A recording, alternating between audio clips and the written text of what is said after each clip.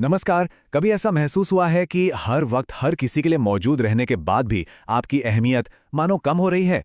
आज हम माकियावेली के एक बहुत ही शक्तिशाली लेकिन थोड़ा उल्टा लगने वाले सिद्धांत पर बात करेंगे। यह सिद्धांत बताता है कि कभी-कभी दूर रहना ही अपना प्रभाव और अपनी वैल्यू बढ़ाने का सबसे बड़ा जरिया बन सकता है। तो चलिए इसी एक जबरदस्त सोच के साथ शुरू करते हैं।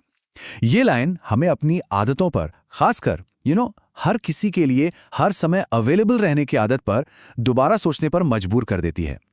कहीं ऐसा तो नहीं कि हमारा हर वक्त मौजूद रहना ही अनजाने में हमारी कीमत घटा रहा है?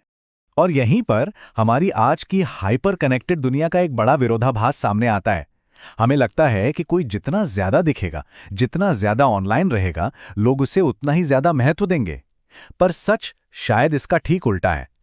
सुनने में अजीब लगता है ना? लेकिन इसके पीछे एक बहुत गहरा मनोविज्ञान काम करता है।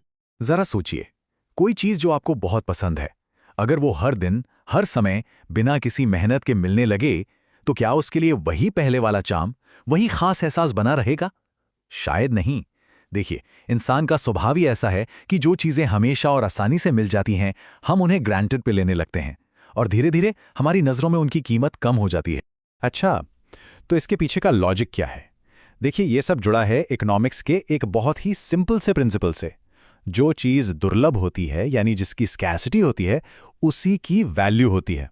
आप सोचिए ना, चाहे हीरे सोने हों या फिर वो लिमिटेड एडिशन वाले जूते, है ना? जो चीज़ जितनी कम होती है, लोग उसे पाने के लिए उतना ही ज़्यादा तैयार रहते हैं।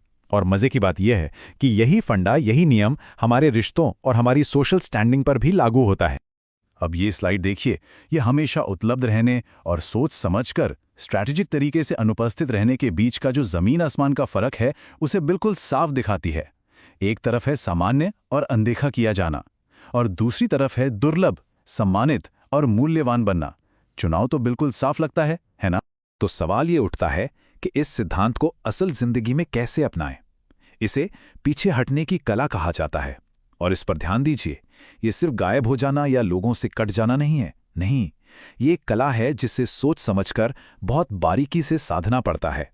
इसका मतलब टाल मटोल करना या किसी को इग्नोर करना बिल्कुल नहीं है। ये एक जानबूझकर लिया गया फैसला है, एक स्ट्रेटेजिक चॉइस है। इससे ये तय होता है कि लोग हमें कब, कहाँ और कैसे देखेंगे। ये असल में अपनी वैल्यू की बागडोर अपने हाथों में लेना है।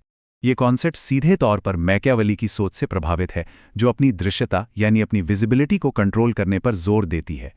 इसका लक्ष्य बस इतना है कि लोग आपकी मौजूदगी को महत्व दें, उसे कभी भी हल्के में ना लें, क्योंकि उन्हें ये पता हो कि आप हमेशा के लिए मौजूद नहीं रहेंगे। तो फिर ये सब एक प्रैक्टिकल स्ट्रैटेजी में कैसे बदलता है? चलिए अब इस पर नजर डालते हैं कि अपनी विजिबिलिटी को कंट्रोल करके इस शक्ति का इस्तेमाल कैसे किया जा सकता है। इसका प्रोसेस काफ़ी सीधा है। सबसे पहले ये समझिए कि आप असल में कितने सुलभ हैं, कि आप हर फ़ोन कॉल, हर मैसेज का तुरंत जवाब देते हैं। फिर जानबूझकर एक दूरी बनाइए, कुछ समय के लिए अपने सोशल सर्कल या काम से थोड़ा पीछे हट जाइए। और आखिर में जब आप वापस आएं तो एक ठोस मकसद के साथ आएं, ताकि आपकी वापसी असरदार लगे। ये समझना बहुत ज़रूरी है कि असली पावर सिर्फ गैर मौजूदगी में नहीं है, बल्कि उस गैर मौजूदगी के बाद जो वापसी होती है उसके बड़े हुए प्रभाव में है। जब आप कम नज़र आते हैं तो आपकी वापसी एक इवेंट बन जाती है जिसका लोग इंतज़ार करते हैं और जिसे ज़्यादा महत्व देते हैं। तो आखिर में बात यह है कि सच्ची शक्ति कई बार इस बात में नहीं होती कि आप क्या करते हैं, बल्कि इस बात में होती है कि आप क्या नहीं करने का चुनाव करते हैं। सही समय पर चुप रहना और स्ट्रैटेजिक तरीके से पीछे हटना लगातार बोलते रहने या सामने बने रहने से कहीं ज्यादा शक्तिशाली कदम हो सकता है। इस पूरी रणनीति का नतीजा ये होता है कि समीकरण ही बदल जाता है। ये दूसरों को मजबूर करती है कि वो आपकी वैल्यू का फिर से आकलन करें। लोग आपको एक नई, ज्यादा सम्मानजनक नजर से देखने लगते हैं। और ये सवाल हमें आज की भाग-दौड़ भरी जिंदगी में सोचने के लिए एक बहुत ही दमदार विचार देता है। इस पर जरूर सोचिएगा। रोजाना ऐसे ही दिलचस्प विचारों को समझने के लिए हमारे चैनल को सब्सक्राइब करें।